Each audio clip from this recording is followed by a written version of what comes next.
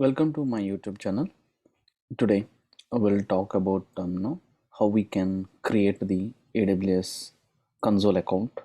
After that one, we'll see how it will gonna how we can log into that specific AWS account. And for that one, what we can do simply we can open your Google browser, and here you can type AWS console login. So first we can select the first URL. So if you select this one, you will get an option for sign in or login back to my account here. So here we have a create AWS account, right? So simply you can click on the create AWS account.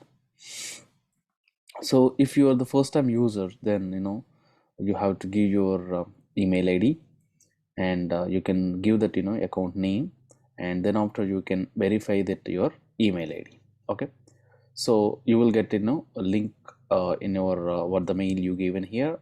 So you will get the link, and then you can verify it.